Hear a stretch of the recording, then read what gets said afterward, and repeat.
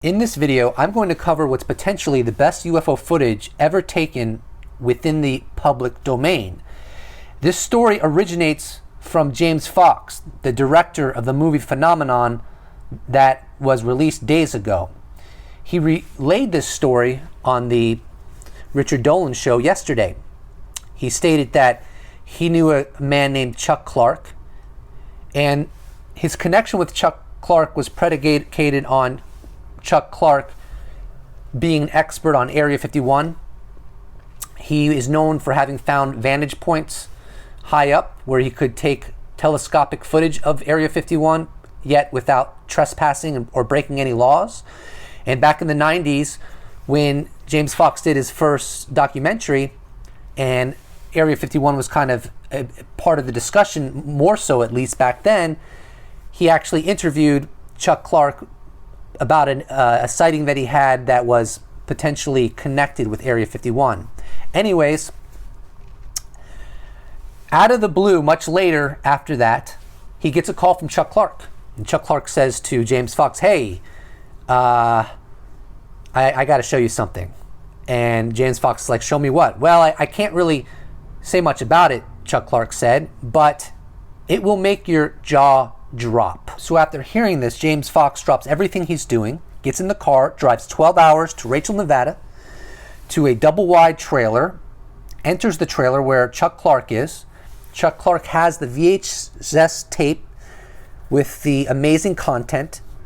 He pops it in, and it's this 19-year-old and someone who is close to 30 having the quintessential road trip on the extraterrestrial highway. And they're doing all the things you would expect them to be doing on this tape.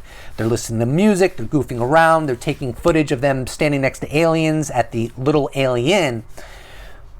But then, at some point in that footage, they park, and it's dusk. And you can kind of see things like you could see a tumbleweed, so it's not completely dark, and this is where it gets really interesting. So at this point in the footage, the way James Fox explains is that there was someone in the front seat and someone in the back seat. But then you can't see them. And the camera is on the armrest, but it's off kiltered a little bit, so it's a little bit not level, like about there. And it sounds like the passengers, the two guys, are crawling and trying to get underneath the seats. That's what it sounds like to James Fox. And you can hear them. They're hysterical. They're saying things like, "Get down, get down." And with the video, you can see the dashboard. You can see the levers to the radio. You can see a little bit of the windshield, a little bit of the steering wheel. And then all of a sudden, like a Steven Spielberg movie, this light just shines into the cabin, fills the cabin of the car with a yellowish orange glow. So you're looking at this light in the inside of the car, and it's really bright, but you notice a shadow. And as Fox explains, it looks like the shadow is like moving on a pendulum, really, really fluid, like nothing you've ever seen before. And I guess it's the shadow from the object that is above their car. And so the young guy says, "I'm getting out, I'm getting out." And the older guy says, "No, don't get out." I'm actually going to give a small clip from Dolan's interview in which James Fox explains in his own words and with his own facial features what exactly the video presented to him. And the reason I'm going to do this is because it's pertinent to a question that I want to ask you all in relationship to this video. He goes, "I'm getting out." He grabs the camera, opens up the door, and you see it's dark, but it's not like, I see the desert and I see like a tumbleweed or something. And then all of a sudden the camera is panned up, no more than the height of a telephone pole. There's this perfect flying saucer, okay? And it's glowing like the skin is alive, is the best way I can describe it. The skin, the fabric of this device, and it was perfect, was glowing, and it was rocking like a ship not on still water, but slightly rough. And it was just floating there like this. And my brain was hearing all the eyewitness testimony that I'd interviewed for all these years, try to describe what they look like. And it was filling in the blanks for me, because I realized you're looking at something that you've never seen before. You're looking at a behavior of an object that's in the air that you have no reference points. And it's glowing in a way like phosphorus on a beach, like the skin is alive. It seems like the best UFO video ever. Oh my God, I saw it with my own eyes. So naturally, James Fox wanted a copy of this, but Chuck Clark was unwilling to do so. The impression I got from the interview was that it was not his decision to make. It was the guys that originally took the footage. And I think that Chuck Clark said he'd see what he could do. James Fox is like, look, give them my phone number. I will do whatever it takes to get that footage. And it never panned out. They never progressed into giving James Fox the footage. James Fox kept hounding Chuck Clark, like, come on, you got to figure out a way, give me the footage. And Chuck Clark said, look, if you keep bothering me about this, I'm never going to talk to you again. And by the way, I don't even have the video anymore. And James Fox is like, what do you mean you don't have the video anymore? It's the best UFO footage ever taken. And as it turns out, fast forward into the future, James Fox was doing an interview with George Knapp and discussing the best UFO footage ever.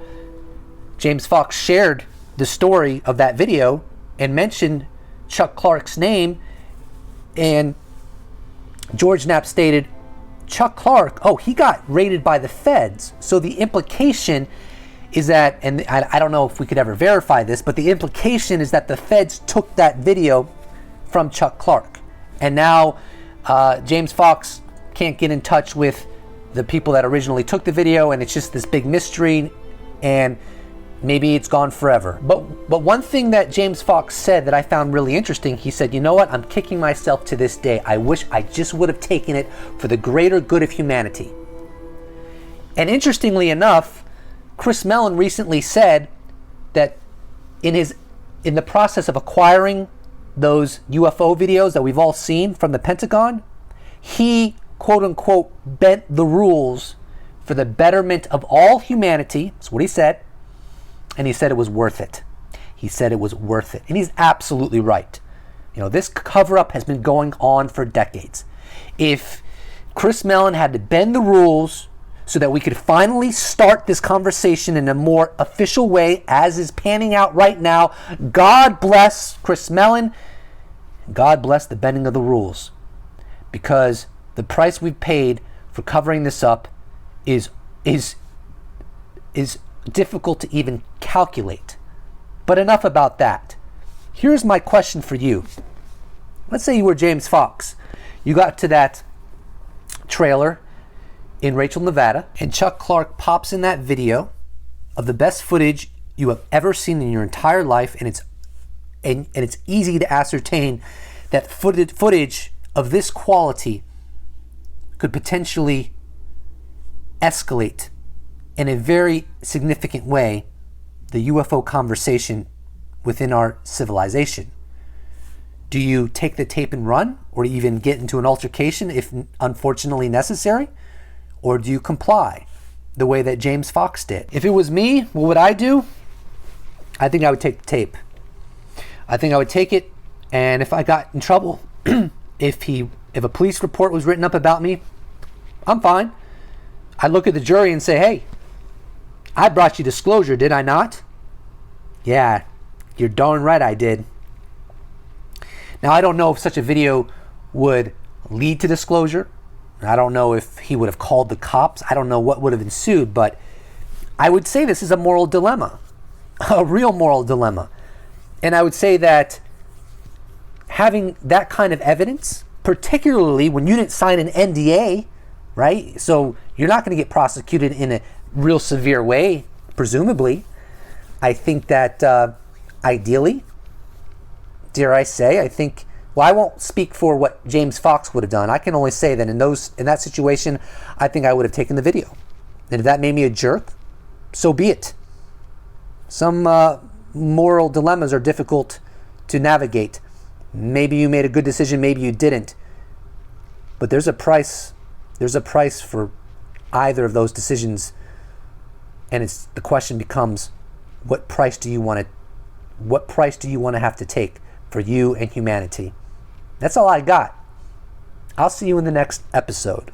Special thanks to all my patrons and YouTube members. If you'd like to support the channel in this way, there's a link for it below. And thank you for everyone watching this video, and I look forward to seeing you in the next episode.